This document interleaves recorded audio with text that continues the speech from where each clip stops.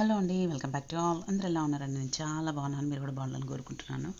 ఇవాళ video unfortunately వాళ్ళు చేస్తానని ఎక్స్పెక్ట్ చేయలేదండి. ఒక పాత వీడియో ఉందన్నమాట నాన్నగారిది.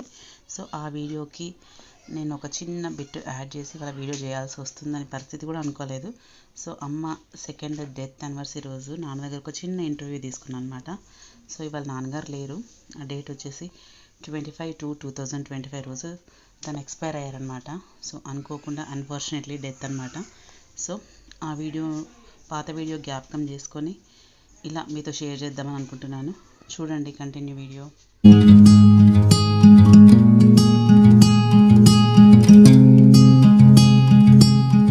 మన అమ్మమ్మ గురించి 2 తీపి మాటలు చెప్పండి. అమ్మ ఉన్నప్పుడు మీతో ఎలా ఉండేది, మీరు అమ్మతో ఎలా ఉన్నారు, ఇవాళ రేపు ఉండాల్సిన జనరేషన్ కి మీరు చెప్పే మాటలు ఏంటి? ఇవాళ రేపు ఎట్లుంది నాన్న, పెళ్ళ మూడు పళ్ళు కొట్లాడుతుండ్రు. నువ్వు అమ్మనైతే ఇంతవరకు కొట్టుకోగా తీసుకోగా చూడలేదు. ఓపెన్ సీక్రెట్ అది. ఇప్పుడు మాది అంటే కీచులాటలు ఉంటాయి కదా, అలా ఎందుకు వస్తుంది? కలిసి ఉండడానికి కారణాలు, విడిపోవడానికి కారణాలు.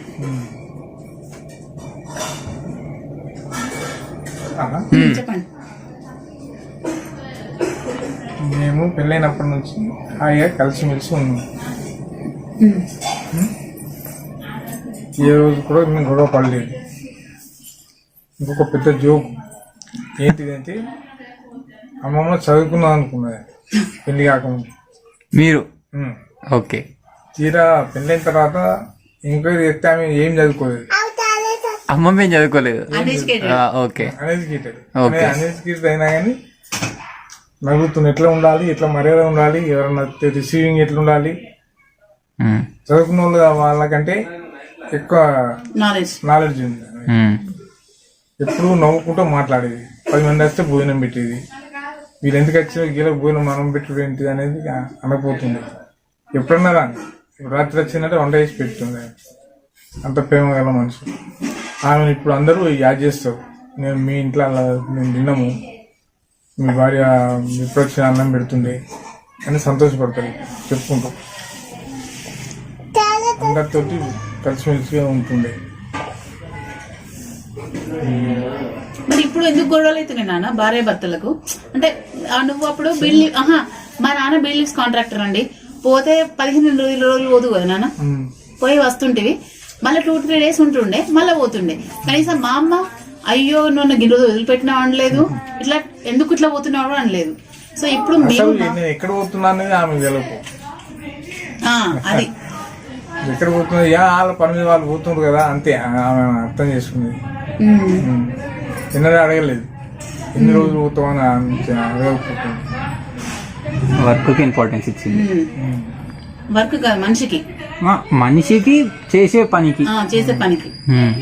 ఇప్పుడు మన జనరేషన్ ఎట్లుందంటే ఉల్టా మొగళ్ళని ముట్టుక వేసే బాపత్ తయారైంది. ఇంకా నాన్న అంటే మీ పెళ్లి ఎన్ని నెలల క్రితం అయింది? అప్పుడు నీకెన్ని సంవత్సరాలు నీ పెళ్ళప్పుడు? నాది పియూసీ అయిపోయింది. పియూసీయా? Pre university course. PUC HSC తర్వాత. మీరు ఇప్పుడు ఇంటర్ చేస్తాం కదా? అవును. ఇంటర్ లేదు మాకు. University course. ఓకే. అంటే 10th తర్వాత వస్తుంది అది? 11th తర్వాత. మాకు 10th లేదు. 10th తర్వాత 11th. ఓకే. హెచ్ఎస్సి అది. ఓకే. అదెన్ని సంవత్సరాల కోర్సు? 11 సంవత్సరాలు. 11 సంవత్సరాలు? కోర్స్ ఎన్ని సంవత్సరాలు అది? ఏది? PUC. PUC 1 year. 1 year. 11th standard అన్నది 1 year. 12th మాదిరిగా. ఓకే. అంటే చేసిన తర్వాత అంటే ఏ జాబ్స్ వస్తుంది అది? జాబ్ రాదు. మరి మనం హైయర్ స్టడీస్ పోవాలంటే ఎంబీబీఎస్ పోవాలన్నా. అంటే ఇప్పుడు బీటెక్ లాగా? లేదు, మన ఇంటర్మీడియట్ బేస్. ఓకే. ఓకే. దాని కొరకు పియూసీ కంపల్సరీ. లేదంటే 12th. ఓకే. 11th చదువుతుంది, మరి 11th అయిపోతుంది కదా. ఓకే. 12th చదివితే కూడా ఈక్వలెంట్ టు ఇంటర్మీడియట్. ఓకే. తర్వాత ఏం చేసినావు? నేను మళ్ళీ అంతే పియూసీ లాస్ట్ ఇయర్. మరి తర్వాత అప్పుడు జాబ్ చేసినావా? ఏం చేసినావు? ఏం చేయలేదు, జాబ్ లేదు, కాంట్రాక్ట్ చేసిన సివిల్ కాంట్రాక్ట్. తర్వాత అందులోకి వెళ్ళి బిల్డింగ్స్ కాంట్రాక్ట్ వచ్చిన ఇలా ఎలక్ట్రికల్ కాంట్రాక్టర్కి ఇచ్చిన. అంటే ఇప్పుడు ఒకటి అడుగుతున్నానా, మీ గుంటుకోళ్ళు అంటే బాగా ఉన్నోళ్ళు కదా, అప్పుడు నువ్వు పుట్టినప్పుడు మస్తు ఆస్తుండేదా? లేదు. మనం సంపాదించిందంటే ఎక్కడిది ఇప్పుడు? అంటే ఇప్పుడు సెల్ఫ్ అంటే మీ తాతలు అయ్యలు ఇచ్చింది ఏం లేదన్నట్టు. అప్పుడు తాతకు బట్టల దుకాణం ఉంది మా తాతకు. ఓకే. ఆయన బట్టలు అమ్ముతుండే, చాలా వెలుగు ఉండే. ఆయన ఓరలేక అట్లా తయారు చేసిండు. ఓకే. అప్పుడు గుండుకోళ్ళ దగ్గర ఏం లేదు. ఓకే. మన దగ్గర ఉన్నట్టు గుండుకోళ్ళ దగ్గర ఎవరి దగ్గర ఏం లేదు. ఓకే. బిడీలు కూడా చేసినావు కదా నువ్వు? మొత్తం ఓకే. డైలీ 500 బిల్లు చేస్తుంటే స్కూల్కి వచ్చి. ఓకే. మన అవ్వ, నువ్వు, కమలక్క అందరం కలిసి బిల్లు చేసి వచ్చిన డబ్బులను కాపాడుకొని అప్పుడు ఎంత 12,000కు ఇల్లు కొన్నాం. మన పాతిల్లు 12,000. 12,000కి అప్పుడు కొన్నాం. మీ పెళ్ళప్పుడు బంగారం 200 తులం అమ్మ చెప్పేది. నేను 200తో కొన్నా బంగారం. ఇప్పుడు 70,000 బంగారం. ఏంటి తులం? 12 గ్రాములు ఇవాళ రేటు. ఇవాళ 70. ఓకే. అప్పుడు 12 గ్రాములకే 200. పాతది చెప్తున్నావు కొత్తదా? కొత్త బంగారం. కొత్త బంగారం 60 కదా. ఇప్పుడు నువ్వు అమ్మని పెళ్లి చేసుకున్నప్పుడు నీ వయసు ఎంత? చూడు అంటే అప్పటికి చిన్న వయసు. అమ్మ అంటుండొచ్చి బాగా చిన్న వయసు అని. 20 కూడా 20 ఎక్కడన్నా 16, 17 అన్నది అమ్మ. అంతే కదా. అమ్మకు 8 సంవత్సరాల 9. మా అమ్మకు 9 నెలల పెళ్ళయింది. Child marriage. అప్పుడు అసలు ఇంకా పెళ్లి చేస్తున్న టైం కాదు. మరి అమ్మ నీకు ఎక్కడ దొరికింది అంటే ఎవరు చెప్పిండ్రా ఇట్లా పిల్ల ఉందని? ఎంతమందిని చూసినాక అమ్మని చేసుకున్నావు? అమ్మ ఒకతే. అమ్మ ఒకతేనా? ఎవరు చూడలే. చూసిన తర్వాతనే ఇచ్చి పెట్టాడు. అప్పుడు మనకు పిల్లని ఇవ్వాలంటే భయపడదు. గుండుకొల్లని ఏ వాళ్ళ లంగలు వాళ్ళకి ఇవ్వద్దు అని అదొకటి రిమార్క్. తర్వాత ఇంకోటి తాత పిచ్చోడు, అట్లా కూడా ఎవరు ముందుకు రాలేదు. కట్నం ఇచ్చిండ్రా? చెప్తా. అట్లా కూడా ఎవరు ముందుకు రాలేదు. ఇప్పుడు మన అమ్మ ఇటు ఉంటే వాళ్ళమ్మ అవి ఈమె కూడా మన ఇంటికి వచ్చేది కాదు.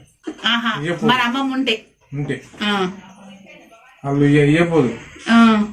అయితే ఏమైంది దీంట్లో కట్టం వల్ల కట్టం బంగారు 2 ఉన్నాయి కదా, ఆమెకు పెద్ద ఆమె ఇచ్చారు. మన బొంబాయి పెద్దమ్మ. తర్వాత వాళ్ళకి ఇష్టమైంది. మనోడు పరందం మంచోడే అని ఇట్లా అలా వాళ్ళు చెప్పింది. చెప్పిన తర్వాత అప్పుడు గుంటక లక్ష్యం పెట్టి వాళ్ళని చదువుకున్నారు. అప్పుడు హెచ్ఎస్ అయ్యేటప్పుడు వాళ్ళ రూమ్ కిరా తీసుకొని చదువుకున్నారు. ఊళ్ళో అంటే పేరేంటి దాని పేరేంటి పోలీస్ స్టేషన్కి ఏదో ఇల్లు లేదా? ఎవరే పోలీస్ స్టేషన్ కదా ఇల్లు? వాళ్ళ ఇంటి పేరేంటి? వీళ్ళందరూ మన చుట్టాలే. ఆన సెలక్షన్ మన చుట్టమే. ఆ ముస్లిం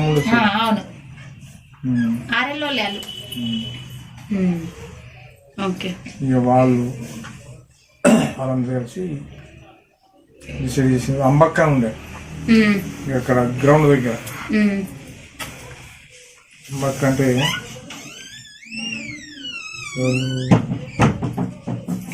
మన అమ్మారి ఇల్లు ఉందా? అమ్మమ్మిల్లు పక్కుంటే వాళ్ళ ఇల్లు. వాళ్ళు ఆ ఒక ఇల్లు అక్కడ ఉండే గ్రౌండ్ అవుతారు. తిరుపతితో బస్సు పోవచ్చు అక్కడ ఉంది. ఆమె చూసే అంటే మన అమ్మను వాళ్ళు బాగా కలిసి ఉంది. అట్లా చూస్తాంతో వాళ్ళు ఒప్పించింది. సరే అని చెప్పి నేను ఒప్పుకున్నా. నేను ఎంత చదువుకున్నది, ఏం చేసింది, ఏది చదువుకున్నా అనుకున్నావా? చదువుకున్నాను. మంచిగా ఉంటుంది చదువుకున్నాను అనుకున్నాను. నాకు రూపాయలు తరుగుతుంది అప్పుడు ఎక్కువ చదవబోదు. అవును, ఆడపిల్లకి చదువు ఎక్కడిది, చదువు లేదు అప్పుడు. మా క్లాసులోనే 5 ఉంటుంది అంతే ఆడోళ్ళు. చదువు లేదు అప్పుడు. ఓకే, మరి నీకెప్పుడు తెలిసింది అమ్మ చదువుకోలేదని? పెళ్ళేదండి. లేదా పెళ్ళకి ఎన్ని రోజులు తెలిసింది? నాకేం రాదు అన్నది. నోరు తెలిసి రావచ్చు. అరే కనీసం పేరు రాస్తుంది కావచ్చు, పేపర్ చదువుతుంది కావచ్చు అని అనుకున్నా. సరే అమ్మా ఏం చేద్దాం. కానీ చదువుకున్న వాళ్ళకంటే ఎక్కువ తెలివి కలది, బాగా తెలుసు. తెలివి కదా, నాకు బాగా సపోర్ట్ ఇచ్చింది. నా వర్క్ దాంట్లో టైంకు గంట వేసుడు చిదర కొడుకోపో మనిషి. గాలి వచ్చి గిల పెట్టాలి, గిల పెట్టి చాయ్ పెట్టాలి అట్లా అనుకోపోకుండా బాగా లైక్ చేస్తుంది. నేను కూడా లైక్ చేస్తాను. అట్లా తెలుసు. కానీ మంచి గుణం ఉంది. కట్నం తీసుకున్నా మరి చెప్పలే. కట్నం నాకేం ఇచ్చిందంటే ఒక చైన్ ఇచ్చింది. Gold China? తులం ఉంటుందా? ఒక తులం. మరి నువ్వు అమ్మకి ఏం పెట్టినావు?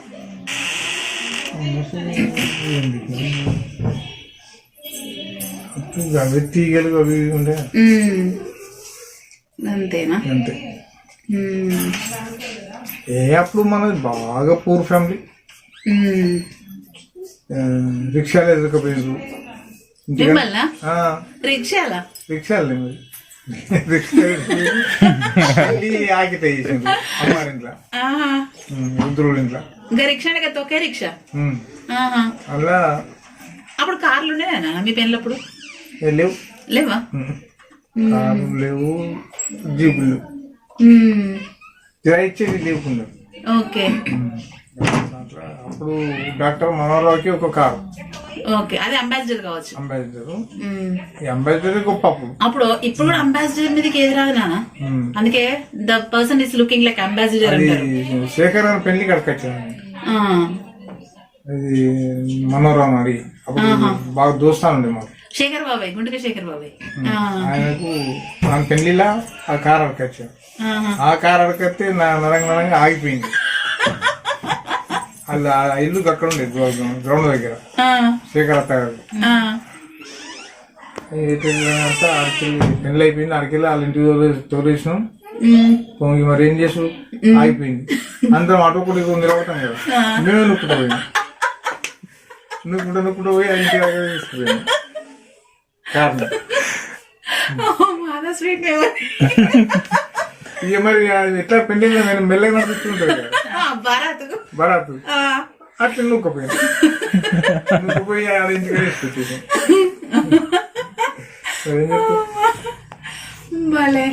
పెళ్లికి ముందు ఒక మంచి ఎక్సర్సైజ్. బిల్డ్ చేస్తుంటుంది. బిల్డ్ చేయగా నన్ను అమ్మ ఊరికి బిల్డ్ చేయమంటుండే. మన ఏమంటుండేనా?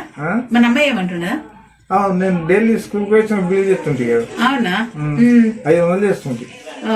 ఎప్పుడు 4 గంటలకు అయిపోతుండే. ఇక నాకు బాధ అనిపిస్తుండే. ఒక్కసారి ఆట ఆడుకోకపోతుంది, ఫుట్బాల్ ఆడకపోతుంది, ఏది ఆడకుండా అయిపోయాయని నేను అనుకుంటుంటే. చేస్తుంటే అటువంటి బాగా ట్రబుల్ ఉండే. అప్పుడు ఇల్లు లేకపోయా, ఎక్కడ ఉండడు. ఆకిట్లా వంట చేస్తుండే అమ్మాయి ఇంట్లో. ఏం బాగా కష్టమైంది. అది ఇక్కడ గాడి దొడుకున్న ఇల్లు కూలిపోతుంది. తాత ఉంటుండే. చూసినామంటే మేము కష్టపడి కమలక్క, నేను, అమ్మ, ఇక ప్రసాద్ ఏమో వాంద వచ్చేది ఇట్లా. వాడు చదువుకుంటుండే. ఆట చేసుకు అన్నీ ఉండే. లాస్ట్ వస్తే వాడిని ఐటీఐ చేసేసి నేను ఇంటర్వ్యూ పంపించాను. మొదలు ఐటీ. వాడిని ఏం చేసిన ఎస్ఎస్సి అయిపోయింది. ఇవన్నీ ఇంటర్ చేపిస్తే ఇంటర్ ఏం చేయాలంతా మన పాలిటెక్నిక్ ఎస్ఎస్సితో పాలిటెక్నిక్ కూడా సీట్ రాలేదు. హైదరాబాద్ పోయినా అంతా నిజామాబాద్ పోయినా మళ్ళీ ఏం చేసిన నిజామాబాద్లో ఐటీలో జాయిన్ చేసిన. జాయిన్ చేసి చదువుకోరా అంటే ఆడ అప్పుడే ఇక ఆయనకి అప్పుడు జీవితాలకి అలవాటు ఉంది. లెక్చరర్స్ తోటి దోస్తానుంది. వాడు ఆ లెక్చర్ రోజు పొద్దుకి లెక్చరర్స్ పట్టుకోవాలో వాడు అందరు కలిసి తాగాలి. అరే ఏంటో ఇది ఎట్లయితే మరి నువ్వు ఐటీ ఎట్లా పాస్ అవుతావు అని నేను అన్నా, నువ్వు నన్ను ఏమనకు, నేను ఐటీ పాస్ అయిన సర్టిఫికేట్ తీసుకుని వస్తా అని వాడు అరే తీసుకుని వస్తావు రాదు చదవాలి కదా అని వాడిని ఇక చేసి 2 ఏళ్ళు గడిచిపోయాయి. ఐటీ వెళ్ళిపోయింది, సర్టిఫికేట్ తీసుకుని వచ్చింది. వాడికి ఇంకా కుర్చీ టేబుల్ అన్ని పంపించాను చదువుకుంటారు అన్నట్టు పోయింది. ఎక్కడెక్కడే పోయి వస్తున్నారు. ఎక్కడికి వచ్చినాక అది మరి ఎంప్లాయ్మెంట్ కార్డు తీసుకోవాలి. ఇక్కడ గోదావరి ఎంప్లాయ్మెంట్ కార్డు తీసి వచ్చినాకనే కొన్ని నెల రోజులకు కాల్ లెటర్ వచ్చింది. ఇంటర్వ్యూకి రమ్మని వచ్చింది. అంటే కానీ ఇక్కడ చూద్దాం ఇంటర్వ్యూ ఎక్కడ అంటే చేయించాలా. ఇది ఎస్ఆర్ఎస్పి ఇరిగేషన్ డిపార్ట్మెంట్ కోరాన్ని నాకేమొస్తుంది కదా 3 ఇస్తాను నాకు 7 అందులో ఉన్నాయి 2 పోస్టులు 21 మందికి కాల్స్ వచ్చినాయి. ఏ దొరకదు అనమాట. దొరకపోయి అటెండ్ చేసినప్పుడు అంతే తయారు పంపిస్తే ఆడిపోయింది. ఇక ఏసీ దగ్గర నిలబడ్డాడు. నిలబడ్డాక ఇంటర్వ్యూకి చూసే వరకు ఇవ్వడు రాలి ఇంటర్వ్యూ. అందరూ నాకత్తా ఓడి రాలేదు. ఈడొక్కడే ఉన్నాడు. ఇక బాబాయ్ అయితే బాబు ఎక్కడ చేస్తావు, జైత్యాల ఒక సీట్ ఉంది, కొట్లలో ఒకటి ఉంది. నాకు కొట్లలో ఇస్తారని కొట్లకి ఇచ్చాను. కొట్లకి ఇస్తే కొట్లు వచ్చి జాయిన్ అయ్యిండు. క్యాంప్ అదే కుచ్చిపాడు క్యాంప్ అనేది జాబ్ చేస్తున్నాను. ఏముందని చెప్పి అలా చదివించుకుంటూ ఉంచిన. నేనేం చేసినంటే చిన్న ఉద్యోగం అయిపోయాయి. పాలిటెక్నిక్ చేపిస్తే ఏ అవుతారని నేను వాడిని హైదరాబాద్ పంపించాను. ఖైరతాబాద్ ఉంటుండే. ఇక పాలిటెక్నిక్ ఏదో నైట్ కాలేజ్ చెయ్యు, ఏ కాలేజీ ఏ టైంలో జాబ్ చేసుకో అని పెడితే అది ఏడు చేస్తాడు. ఇవో కొడుకులు అందరూ పోవాలా, ఆయన రాగాల ఆయన ఉండాలి అంటుండే. దోస్తులు అందరూ అక్కడ అడ్డా. ఇక అట్లా తయారైనాక ఇక పిల్లనిస్తాం అని అంత ఎంబడి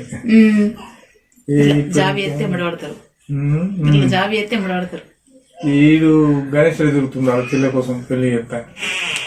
అందరూ నాకు చెప్పిండ్రు దోస్తు అనే పరందం వాళ్ళ తమ్ముడు ఉద్యోగం చేస్తుండ్రు అట్లా ఇచ్చుకొని ఈరోజు చెప్పారు. వాడు ఎంబడమంటాడు. అప్పుడు 20,000 రూపాయలు ఇచ్చాను.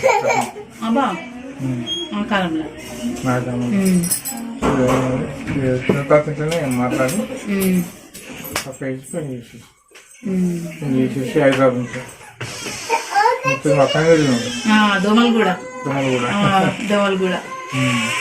ఆడు ఉద్యోగం చేసి ఉంటా అంటే ఆవిడకి ఇవ్వడు. అప్పుడే కదా అక్కడ ఇల్లు ఉంది 3 లక్షలకేనా.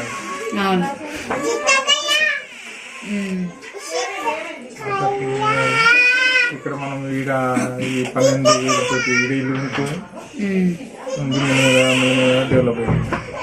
డెవలప్ అయ్యి ఒక కరెంటు దుకాణం ఏదో ఒకటి ఉండాలని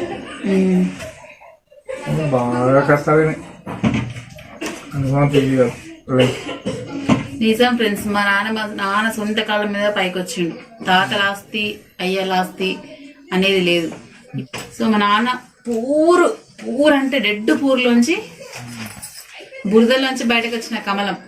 ఒకటే పాయింట్, ఒకటే షెడ్ టెరికాట్ ఇక్కడ పీస్ చేసేటప్పుడు దయచాలి ఉమ్.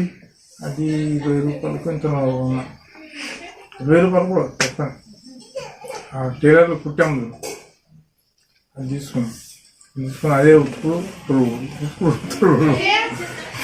కానీ ఒకటి మీరు మీ కాళ్ళ మీద కష్టపడ్డారు. మా మామయ్య ఒక్కడే. ఆయన కూడా మా మామయ్య కూడా పాపం ఏం లేకుండే. తను సొంతంగా కష్టపడి కట్టుకున్న ఇల్లుతోనే అదే ఆయన ఆస్తి తప్ప ఆయనకు కూడా తాతలు ఇచ్చిన ఆస్తి ఏది లేదు. కానీ ఆ శ్రమ ఎవరు చేయలేదు. అదే మేము పడ్డ శ్రమ మన కాళ్ళ మీద మనం నిలబడితే దాని వర్త్ వేరే ఉంటది, దాని వాల్యూ ఉంటది. ఒక వస్తువు ఖరాబ్ అయిపోతే అయ్యో. ఒక స్టోరీ ఉంది నాన్న, ఒక స్టోరీ ఉంది. అదేంటిదంటే మన ఒక తండ్రి భార్య భర్త ఉంటారు. తండ్రి కొడుకు బాగా చెడిపోతే ఒక ముని దగ్గర తీసుకుపోయి అడుగుతాడు, నా కొడుకు బాగా చెడిపోయింది, వీడిని రిపేర్ చేయాలంటే ఎట్లా చేయాలని అడుగుతాడు. అడిగితే ఏమంటాడు, ఎందుకు అసలు నువ్వు ఎందుకు నీ కొడుకు అంటే ఇష్టం లేదంటే రోజు పైసలు అడుగుతుండు, రోజు ఇయ్యు అంటాడు. రోజు అంటే రోజు ఇస్తున్నా పైసలు అయిపోతున్నాయి, నా కొడుకు రోజు రూపాయి అంటుండంటే మరి ఎట్లా దీనికి సొల్యూషన్ ఏంటిది అంటే ఏమంటాడంటే, సరే నేను రోజు రూపాయి ఇస్తా, నాకు ఒక్క వారం రోజులు నీ కాళ్ళ మీద నిలబడి నాకు ₹1 తెచ్చి నేను నీకు తర్వాత రోజు రూపాయి ఇస్తా అంటాడు తండ్రి. ఏ వారం అడిగిండు కదా మా నాన్న అని చెప్పేసి ఇలా బయటకు పోతాడు. బయటకే ₹1 నిన్ను నన్ను అడుగుతాడు, ₹1 తీసుకొస్తాడు. ఆ తండ్రి ఏం చేయాలి, ₹1 తీసుకొని బయలుదేస్తాడు. బయలుదేసేసిండు. కొడుకు ఏమంటాడు, వేసుకపో ₹1 కదా అని కొడుకోకుంటాడు. 1 రోజు అయింది, 2 రోజులు అయింది, 3 రోజులు అయింది, 4 రోజులు అయింది, 5 రోజు 2-3 రోజులు నువ్వు ఇస్తాం. 5 రోజులు ఎవరు ఇవ్వాలి? ఆయన ఒక రోజు కొంచెం కష్టపడతాడు. కష్టపడితే ₹1 అక్కడ ఆటను వస్తుంది. ఆటను తీసుకొచ్చి అయ్యకి ఎత్తాడు. అయ్య తీసుకొని బయలుదేస్తాడు. నీ అబ్బా నా ఆటను ఎంత కష్టపడితే వచ్చింది నాకు, ఇప్పుడు నువ్వు ఆ ఆటను బయట తీయ అంటాడు. అరే ఈ 5 రోజులు ₹1 ఇస్తే నువ్వు అడగలేదు, ఈ ఆటను ఇస్తే ఎందుకు అడుగుతున్నావు అని అయ్య అంటాడు. నాన్న నాకు అబద్ధం ఆడినా ₹1 సంపాదించుడు బాగా కష్టం, ఆ ₹1 అందరి దగ్గర అడుకొచ్చుకున్నా, నేను ఈ ఆట నా చెమటోర్చి కష్టపడ్డా, నాకు ఇప్పుడు నా ₹1 నాకు తీసి, నా ఆట నాకు తీసి అంటాడు.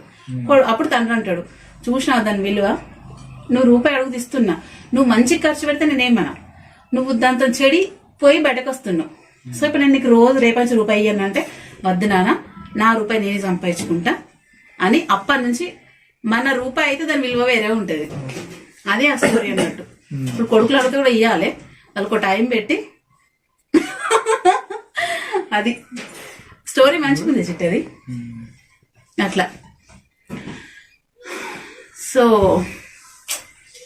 పాపం మా అమ్మ కూడా ఏది అడుగుతుంది ఇచ్చేది కదా అని. సినిమా చూడాలంటే చాలా ఛానల్ ఉంది టికెట్. ఆ ఛానల్ ఎక్కడ దొరుకుతుంది మనకు? అవును, ఓలియాల ఎవరు చూడలేదు. అవును, ఏం చేస్తుంటే సాయంత్రం టికెట్ ఇచ్చి చింపేస్తారు కదా, చింపేసి కింద తెచ్చుకుంది ఏది మనం లోపల టికెట్లు సగం ఇస్తాడు. ఇక వాళ్ళు పోయినాక మనం సినిమా చూసేటప్పుడు ఎందుకని ఆరేసేస్తాం థియేటర్ లో.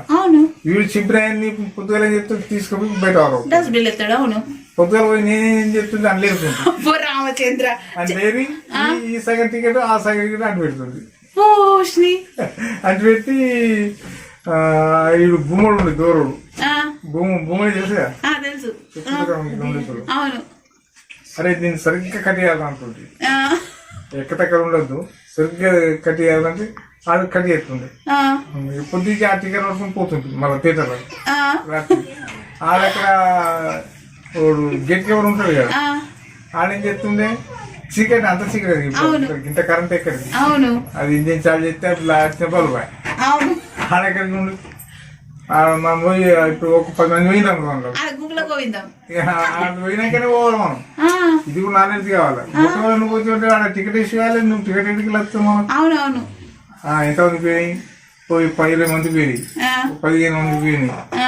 పోయిన తర్వాత మా సోబతులు ఉన్నారు కదా, ఇద్దరు పట్టుకుని పోతుంటే ఆడికి తగ్గింపిస్తుంది. అంటే మీరు అతకబెట్టిన టికెట్ పోదురు. అవు మరి ఈ మన సినిమా చూసి అర్థంటుంది. ఇక అట్లా కాకుంటే ఇక సెకండ్ షో పోతుంటుంది. 9 గంటల షో. లేదు నైట్ అంటే 9 నైట్ షో పోయితే అప్పుడు ఏం చేస్తారు, ఇంటర్వ్యూలు ఉంటుంది.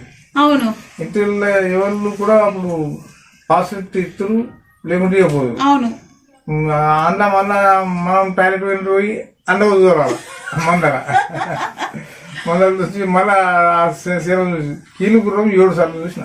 అబ్బో, ఇక అట్లా టికెట్లే, ఈ టికెట్లే మనం పైసలు పెట్టిన. మీ ఫేవరెట్ హీరో వాళ్ళు? మనకు నాగేశ్వరం. ఇప్పుడు ఇప్పుడు ఇప్పుడు ఎవరు లేరు.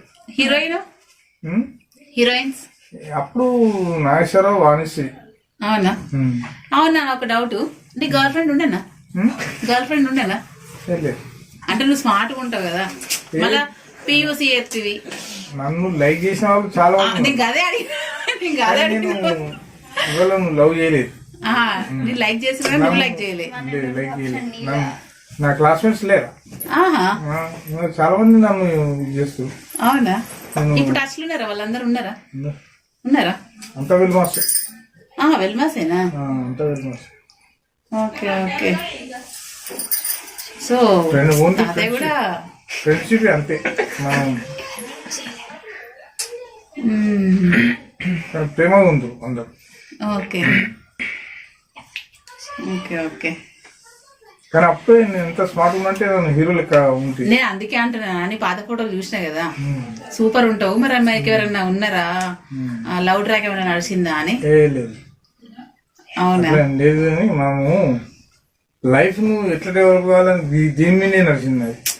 ఎట్లా సంపాదించాలా, ఎట్లా బయట వాళ్ళని కాన్సెప్ట్ తో నువ్వు ఉన్నావు కాబట్టి నీకు ఆ ట్రాక్ కనిపించలేదు.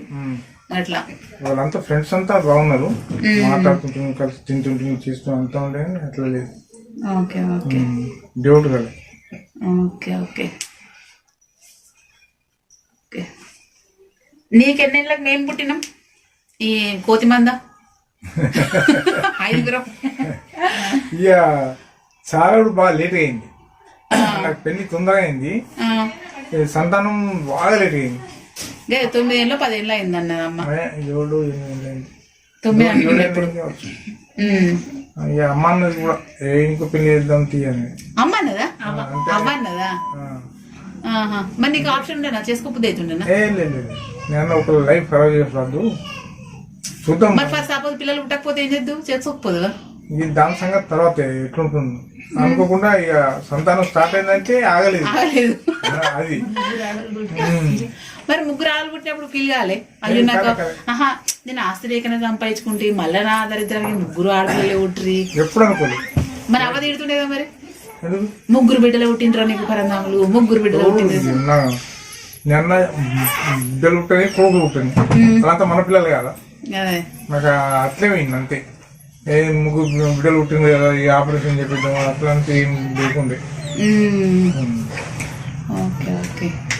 కొడుకులు వాళ్ళే పుడతారు. ఒక కొడుకు పుట్టిండు, మరి అప్పుడైనా ఆపరేషన్ చేయించుకోవచ్చు కదా. అవును, ఎంతమంది అని ఉంటాయి. అబ్బో, ఎంతమంది 10 కానీ 12 కానీ మనమే మనం సాధే తమ్ముందిగా, మనం కష్టపడుతున్నామా, కెపాసిటీ మనం డెవలప్ చేసేంత ఓపిక ఉంది కదా మనకు. నీకు హోప్ ఉన్నది, పుట్టినోళ్ళు సరిగ్గా చదవకుండా హోప్ అంత తర్వాత లెక్క కార్డు న్యూస్. ఇప్పుడు మనం ఇప్పుడు నీకు 5 పుట్టిండ్రు కదా, ఆ 5 పుట్టిన ఎవరైనా పుట్టినప్పుడు సదాయించులు ఉన్నారా? హెల్త్ వైజ్ గానీ, మంచిగా లేక గానీ, అయ్యో వీడు ఎందుకు పుట్టిండు, ఇది ఎందుకు పుట్టింది అనే కాన్సెప్ట్ గానీ అట్లాంటిది ఎప్పుడు రాలి లైఫ్ లో రానే.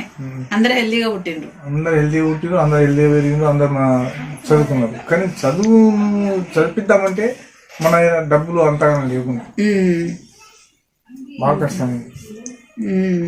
ఫీజుల దానికి మొన్న చిన్న చిట్టే ఉండే బీఈడీ చేస్తాను, 20,000 లక్షలు కట్టేది. మన క్యాషే ఎక్కబాయి ఎట్లా ఇంకా బ్యాగ్ ఇదైంది. మరి నీకు 5 ఇట్లా ఎవరంటే బాగా ఇష్టం? అయ్యో ఇది లేకపోతే చచ్చిపోతా అందరు ఇస్తారు. గట్ల ఉండదు, ఒక్క చెప్పాలి. అట్లుండదు. ఎందుకుంటది? నువ్వు అంటావు కదా మా మమ్మీకి చిన్నోడు ఉంటేనే ఇష్టం. ఇప్పుడు మమ్మీ నిరంజన్ చెప్తాది. చెప్పు నువ్వు చెప్పవా? ఏ, అట్లా చెప్తావా? ముగ్గురు ఇష్టమే అంటాం. అందరు ఇష్టం, అందరు ఇష్టమే. మనవాళ్ళు మనవాళ్ళు అంటే అందరూ చెప్పాము. ఎప్పుడు చెప్తారంటే ఆ పర్సన్ అక్కడ లేనప్పుడు ఆబ్సెన్స్ ఉన్నప్పుడు బాగా పేరు కలవరుతుంది, మనం ఉన్నప్పుడే పేరే తీయదు ఇక. Okay okay. అట్లా అంటే కళ్ళ ముంగట్నే ఉన్నాడు కదా. సంతానంలో కానీ ఏదైనా అయ్యో ఇట్లా ఇద్దరు పుట్టిండు ముగ్గురు పుట్టినారు పుట్టాను ఏమైతుంది? Okay okay. జనాభా మనదేనా? ఇప్పుడు మా పెద్ద మనడు చెప్తుంది ఇద్దరిట్లో ఎవరు ఇష్టం. అవును పెద్దమ్మ చెప్పాలి. నాకు ఇద్దరు ఇష్టమే. ఇంతమంది మరి మీ డాడీ అడిగిన వాళ్ళ క్వశ్చన్ చెప్పి ఇప్పుడు అట్లుంటది. ఐదుగురు, నీకు ఇద్దరు ఇద్దరు ఇవి 2 కన్నులు అంటాం, 5కి 5 కన్నులు ఉండే కదా. కాళ్ళు చేతులు అన్ని, 5 ఏళ్ళు, ఒకళ్ళు గుండె, ఒకళ్ళు 2 కళ్ళు, ఒకళ్ళు ముక్కు. ఇప్పుడు గుండెలు అడుగురా చెప్పు మరి. గుండె వల్ల గుండె అలా వైఫ్ గుండె అయిపోతుంది. Late wife is the most part. అదే అదే కదా ఇక. మరి నీళ్ళని గ్రేట్, ఓకే. దాన్ని మెచ్చుకోవాలి. చాలా కష్టపడి పిల్లల గురించి కూడా ఏ రాత్రి జ్వరం వచ్చినప్పుడు ఊరుకుడు డాక్టర్ చూపించు అది వాటంత శ్రమ నేను వాళ్ళే. అవును, నువ్వు పోతే 10 రోజులు పోదు అదే ఉంటుండే పాపం. ఎంతైనా మా అమ్మ అన్నిటికీ ఆమెనే చెప్పాను. అమ్మమ్మ అలా హార్డ్ వర్కర్. బాగా హార్డ్ వర్కర్. Okay okay. నువ్వు కట్నాలు ఎట్లా ఇచ్చినా పెద్దోళ్ళకి ఎంత ఇచ్చినావు? సెకండ్ థర్డ్ అబ్బా నాకు 1,00,000 ఇచ్చినావు, దానికి ఎక్కువ ఇచ్చినావు. 2 లక్షలు చిన్న చిన్న ఎక్కువ ఇచ్చినావు. అంటే నీ టైంలో ఈ టైంలో వేరియేషన్ అది. తాత చెప్తాడు ఇప్పుడు నువ్వు. ఆ కాలంలో 2 లక్షలు ఇచ్చి కూడా కష్టమే. అమ్మ 2 లక్షలు ఇచ్చి పెళ్లి చేస్తున్నా. అప్పుడు నాకు 1,00,000 ఇస్తున్నానా, పరందాములు బిడ్డకు 2 లక్షలు ఇస్తున్నాడు, 1,00,000 ఇస్తున్నాడు. మళ్ళీ నీకేసరికి పరందాములో 2 లక్షలు ఇస్తున్నాడు, చిన్న పిల్లకేసరికి 3 ఇస్తున్నాడు. 2 లక్షలు 2 లక్షలు ఇంకా తక్కువ. గంతే. అదే ఉస్కల్ శంకరయ్య 1,00,000 ఇస్తుంది, 1,00,000 ఇస్తున్నాను. అవును. ఉస్కల్ శంకరయ్య బిడ్డకు డాక్టర్కి ఇచ్చి 1,00,000 రూపాయల కట్నం ఇచ్చింది. ఆ 1,00,000 రూపాయలు ఎట్లా అంటే మనకు హెచ్పి కంపెనీ భూమి అమ్మండి 1,20,000. ఆ పైసలు అది ఇచ్చాను. అప్పుడు ఆ భూమి నేనే కొని హెచ్పి కంపెనీకి ఇచ్చిన, వాళ్ళే పైసలు ఇచ్చిండ్రు, వాళ్ళ కోసం. ఓకే, మొత్తానికి లైఫ్ జర్నీ ఇట్లా సాగిపోయింది. అంటే ఇప్పుడు సర్టన్ టైంలో నడతలేదా? ఇప్పుడు మా జాబ్ లో కడిగితే ఎంత అవుతుంది? అట్లా కాదురా, ఇప్పుడు తాతయ్య కన్నా గానీ హార్ట్ పేషెంట్, 2 స్టంట్లు పడ్డాయి, అంతా ఆ 4-5 సార్లు అడ్మిట్ అయినా బయటకు వచ్చిండు మన తాతయ్య. ఈవెందో ఈ మధ్యన బ్రెయిన్ సర్జరీ అయింది. మనం అయినట్టున్నా కానీ తాతయ్య అనట్లేడు, అవును అంత హెల్దీగా ఉంటాడు. మన అమ్మమ్మ ఒక్కసారి పోయింది అటే పోయింది హాస్పిటల్ కి, భయపడ్డా. అంతే కదా. కరోనా టైంలో కూడా మస్తు మంది చనిపోవడానికి మెయిన్ కారణం ఫియర్. అమ్మమ్మ ఏమైందంటే హాస్పిటల్ నేను తీసుకుపోతుంటే నేనుంటే ఆ రోజు నేను చంద్రాపూర్లో ఉన్నా. అవును, చంద్రాపూర్లో ఉన్నా. నేను చంద్రాపూర్లో ఉన్నా, ఇక్కడ చూపించిండు, ఈమె రెఫర్ చేసింది. ఆమె తనకే చెప్పింది అట్లా చెప్పద్దు, పేషెంట్ కు హార్ట్ అని అట్లా చెప్పద్దు, వేరే వాళ్ళకి చెప్పాలి. నేను ఎక్కడ దొరకపోతుంటే ఎక్కడ వస్తుంటే విజయ్ కుమార్ హాస్పిటల్ కి వెళ్తుంటే కాదు, ఇక విజయ్ కుమార్ దగ్గరికి వెళ్ళిపోవడమే. కరీంనగర్ సావు దగ్గర పోయి బాగా తీసుకుని వచ్చేస్తుంది, అక్కడ ఉంచకపోతుంది. నేను సావు దగ్గరికి ఎన్నోసార్లు వచ్చి బట్టి నేనే ఆయనతో మాట్లాడుతుంది. ఏం కాదు సార్, ఏం మందులు ఇలా ఒక్కటే ధైర్యం చాలా ఇంపార్టెంట్. అక్కడ మన రాజధానిలో ఛత్తీస్గఢ్లో డాక్టర్ భయపడతా ఉన్నాడు, అనుకుతుండు అంటుండు.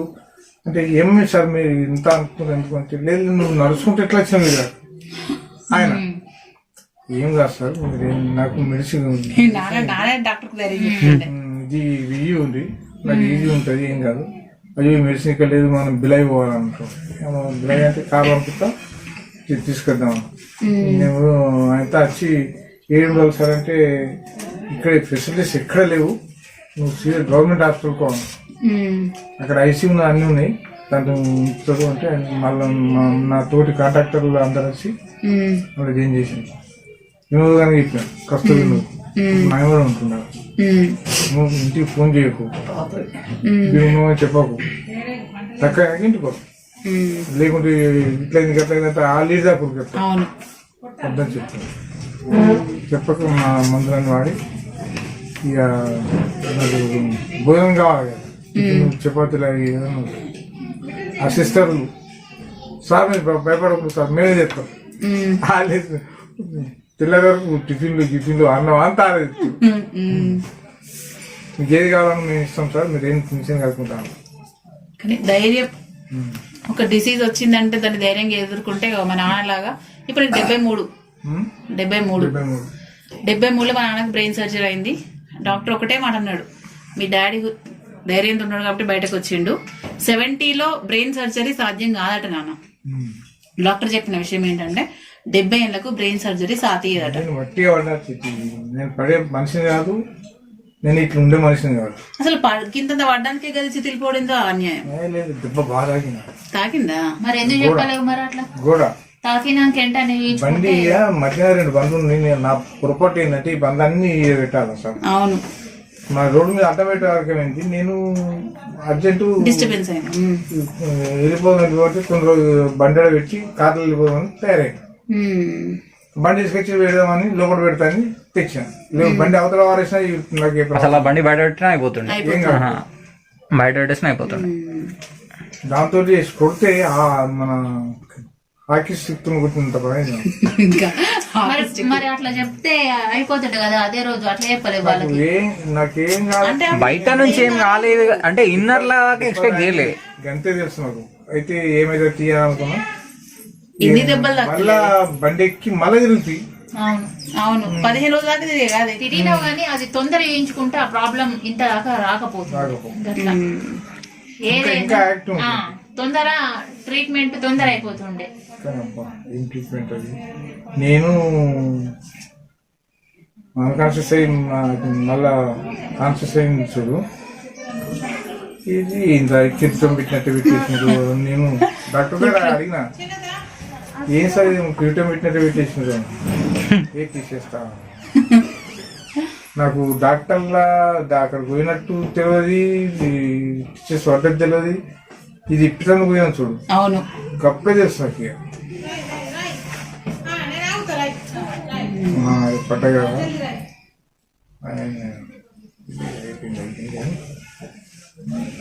లేకుంటే 100 years నాకు డోకలేదు.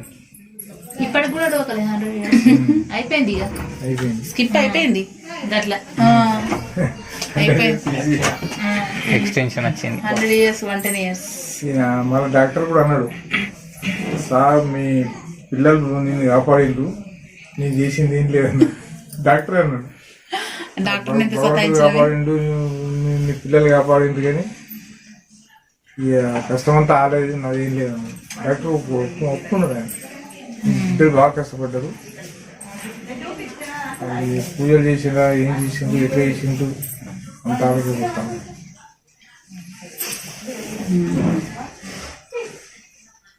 చాలా మంది చెప్పారు నాకు అక్కడ, బిడ్డలు బాగా కష్టపడ్డారు.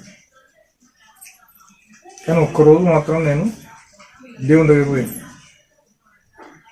ఆపరేషన్ చేసిన రోజే నాన్న ఆపరేషన్ అయింది కదా, బయటకు వచ్చినాక యాక్చువల్లీ మత్తు అనేది 3 hours కి బయటకు వస్తుంది. మళ్ళీ ఇచ్చిన అనస్థీషియా, మళ్ళీ అనస్థీషియా ఏంటి తెలుసా నీకు ఇచ్చింది, బాడీలోకి ఇచ్చిన అనస్థీషియా మళ్ళీ రివర్స్ తీసుకుంటారట. నీకు ఇచ్చిన అనస్థీషియా అది రివర్స్ తీసుకున్నా నువ్వు లేవలేదు. నేను షాక్ అయిపోయినా, రివర్స్ తీసుకున్న అనస్థీషియా కూడా ఉంటుందా అంటే, మేము ఇట్లాంటి పేషెంట్లకు రివర్స్ తీసుకున్న అనస్థీషియా ఇస్తామని. అది బ్లడ్ లోకి మెల్ట్ అయ్యి కూడా రివర్స్ తీసుకుంటుంటే గ్రేట్ అనస్థీషియా. అసలు నువ్వు లేవకుంటే అమ్మ తోడు. టెక్నాలజీ అసలు ఎంత పెరిగిందంటే, నేను నన్ను తీసుకుపోయిండు గుట్ట మీద, ఒక్కరిని తీసుకొచ్చిండు, నిలేసి విడిచిపెట్టిండు. ఇక్కడ విడిచిపెట్టిపోయిన కొన్ని సాప ఉన్నది, కూర్చున్నా, ఒక బల్బు ఉన్నది, చీకట్ల జంగల్ ఉన్నది, వచ్చి చిత్తపూడ్డు మందు ఎట్లా ఏం చేయాలని అనుకుంటున్నాం.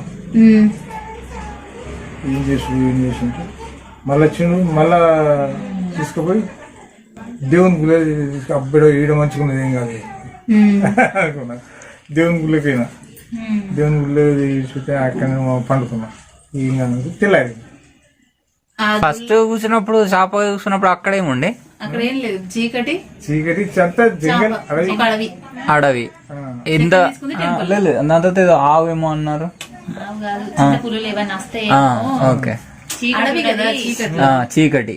రాత్రిపూట ఎవరు తిన్నారు ఇక్కడ ఆ. ఏం చేయాలి? ఇక్కడ ఉన్న అంటే మళ్ళీ నన్ను గుళ్ళకి తీసుకొచ్చింది. గుళ్ళకి తీసుకొస్తే అది ఇక్కడ బాగుంది. రుద్రాభిషేకం చేయించి మృత్యుంజయ మంత్రము ఒక రోజు అంతా చెవులో పెట్టినాం. డాక్టర్ ఏమో మీరు ఏమనుకుంటున్నారు అని బ్రెయిన్ సర్జరీ అయింది, ఇయర్ బడ్స్ పెడతారా అని లొల్లి.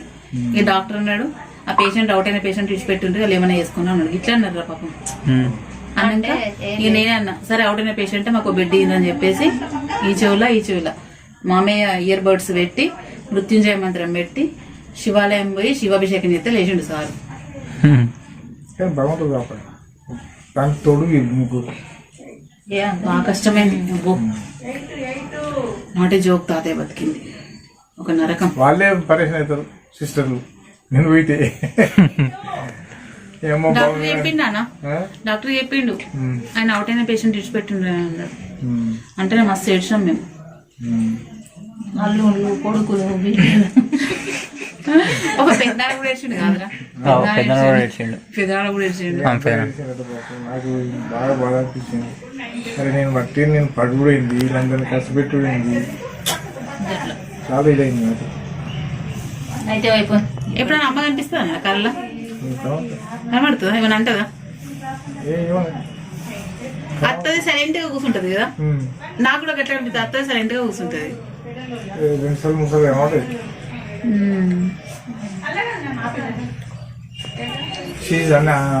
అన్ఎడ్యుకేటెడ్ అయినా ఎంత ధైర్యంగా మాట్లాడుతుండే. పోతే మనకు వచ్చినప్పుడు అప్పటి అంట. అవును, నాకట్లా మస్తాలు చెప్తుండేది. ఏమైనా బాధపడితే ఫోన్ చేస్తే ఏ ఫోన్ తీయే మళ్ళీ అది సెట్ అవుతుంది అంటుండే. ఇన్ని పోయినా కానీ అందరికి పోతున్నాం. ఇక నేను కూడా పోతా. మొత్తం కథంతా చెప్తే అసలు ఇది